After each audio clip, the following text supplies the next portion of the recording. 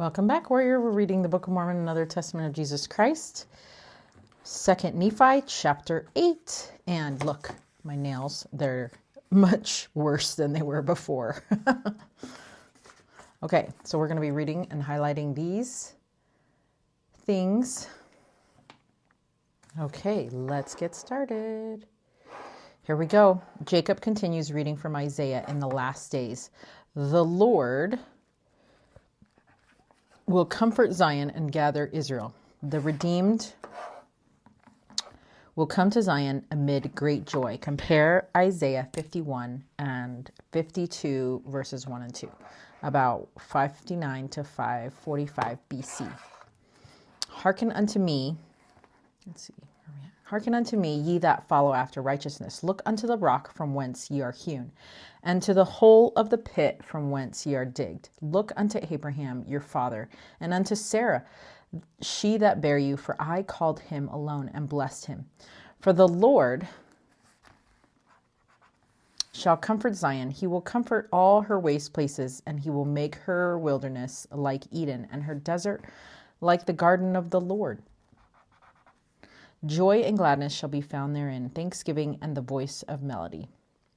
Hearken unto me, my people, and give ear unto me, O my nation. For a law shall proceed from me, and I will make my judgment to rest for a light for the people. My righteousness is near, my salvation is gone forth, and mine arm shall judge the people. The isles shall wait upon me, and on mine arm shall they trust. Lift up your eyes to the heavens, and look upon the earth beneath. For the heavens shall vanish away like smoke, and the earth shall wax old like a garment. And they that dwell therein shall die in like manner. But my salvation shall be forever, and my righteousness shall not be abolished. Hearken unto me, ye that know righteousness, the people in whose heart I have written my law. Fear ye not the reproach of men, neither be ye afraid of their revilings. For the moth shall eat them up like a garment, and the worm shall eat them like wool. But my righteousness shall be forever, and my salvation from generation to generation. Okay, we're gonna wait right there, and then we're gonna highlight with this blue. Okay, we're gonna go this way. All right, so Jacob is continuing to read from Isaiah, and the Lord is going to comfort Zion, is what it says. And so these are how the Lord is going to comfort Zion. He says he will make her wilderness like Eden, and her desert like the garden of the Lord. Doesn't that sound beautiful? Like, the imagery there is so awesome. Okay, so there are places where he says, I and things, hearken unto me, ye that know righteousness, the people in whose heart I have written my law. But it's always so confusing to me, because I'm like, is it Isaiah talking? But is Isaiah talking as the Lord? In which case then I would need to highlight the I. But I'm going to not highlight the I this time. Okay, I had to switch the lighting because we were getting different lighting here, and the yellow light versus the blue light. And I really like this blue light, so we wanted to keep that going. Okay. So he says, for the moth shall, I think I did. No, yeah, I did read that one. I read that one already. Awake, awake, put on strength, O arm of the Lord. Awake as in the ancient days. Art thou not he that hath cut Rahab and wounded the dragon? Art thou not he who hath dried the sea, the waters of the great deep, that hath made the depths of the sea a way for the ransom to pass over? Therefore the redeemed of the Lord shall return and come with singing unto Zion, and everlasting joy and holiness shall be upon their heads. And they shall obtain gladness and joy. Sorrow and mourning shall flee away. I am he, yea, I am he that comforteth you. Behold, who art thou, that thou shouldest be afraid of man? Who shall die? And of the Son of Man, who shall be made like unto grass? And forgettest the Lord thy Maker, that hath stretched forth the heavens and laid the foundations of the earth, and hast feared continually every day because of the fury of the oppressor, as if he were ready to destroy? And where is the fury of the oppressor? The captive exile hasteneth that he may be loosed, and that he should not die in the pit, nor that his bread shall fail. But I am the Lord thy God, whose waves roared. The Lord of hosts is my name. Lord of hosts.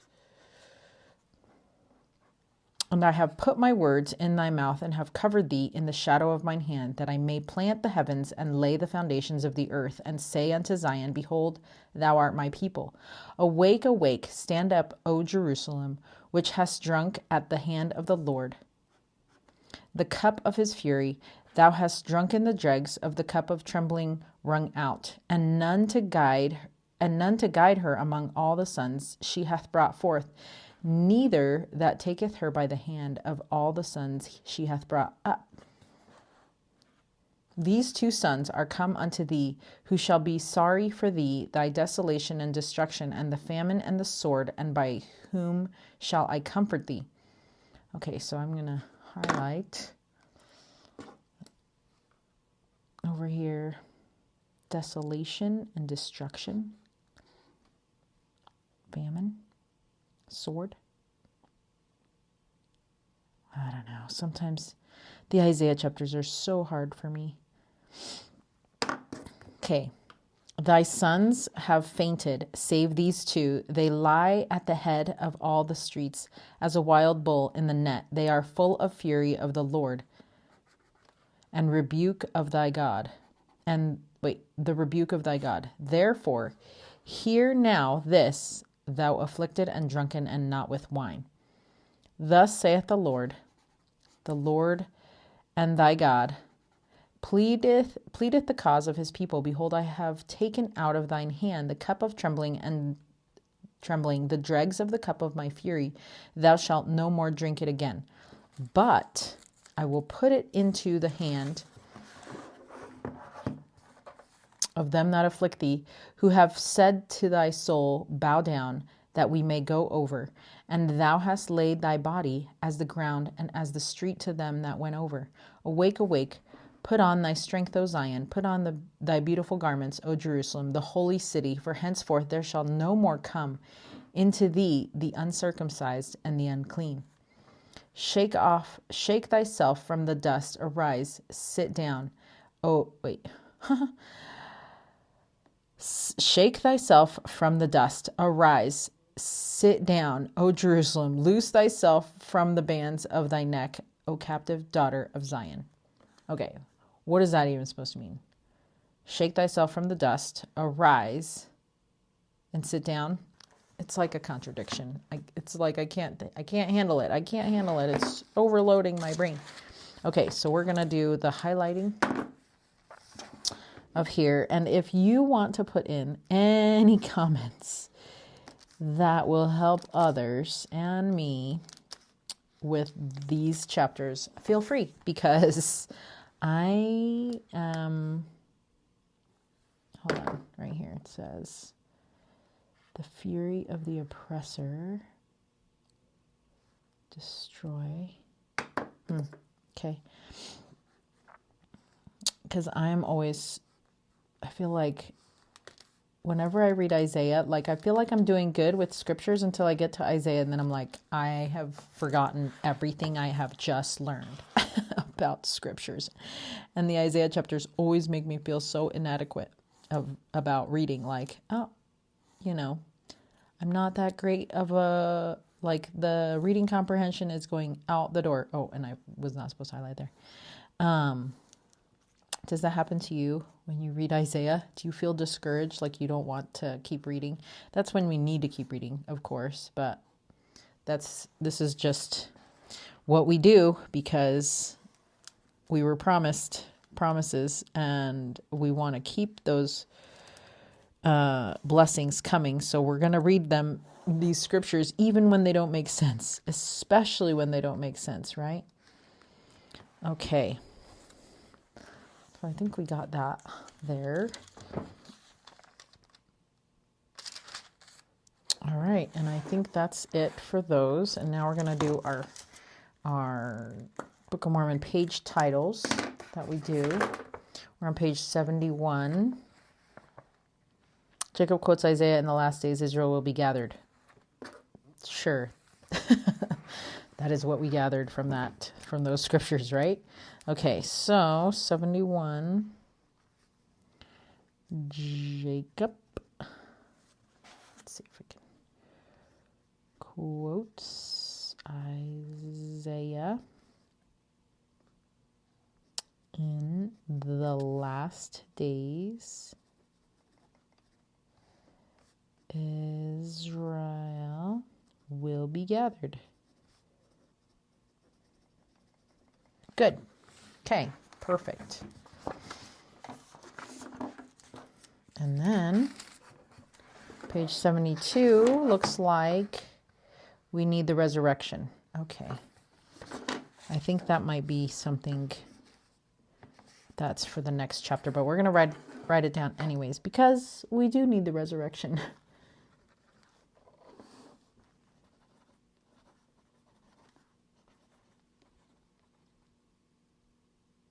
Whoops, I always want to spell resurrection with two S's. Resurrection. But it's one S, two R's. All right. And that is it for today. Again, if you have some insight on this chapter, please put it in the comments. This part actually stood out to me right here. It says, "Awake, awake, put on strength, O arm of the Lord." So that's us, right? Awake as in the ancient days. Okay, sure. "Art thou not he that hath cut Rahab and wounded the dragon?" I don't know what that means, but if he's talking to us and he's saying, aren't we the ones that cut Rahab and wounded the dragon? I like the idea of wounding the dragon. I would rather prefer killing the dragon, but maybe that's not what we can do. But wounding the dragon, I might need to research that a little bit more, because if he's talking about Satan here and is talking about awake, put on thy strength, aren't we the ones that wounded the dragon? Like, why are we now taking too long? Why are we now stuck? Why do we feel stuck? What is it that is keeping us asleep? Didn't we wound the dragon once? Couldn't we do it again? Why aren't we continuing in that pursuit? So anyway, that's interesting. And then, "Art thou not he who had dried the sea, the waters of the great deep?" So I guess he's talking about maybe Moses here, but that also just means like humans, right? Art thou not he, or at least aren't thou not like a human who hath dried up the sea, the waters of the great deep, that hath made the depths of the sea a way for the ransom to pass over? So like, if we're capable, if us mere mortals are capable of doing these things, why are we asleep? Why are we stuck? Why are we stuck? Anyways, I think I'm going to write that there. Right here. Why are we stuck?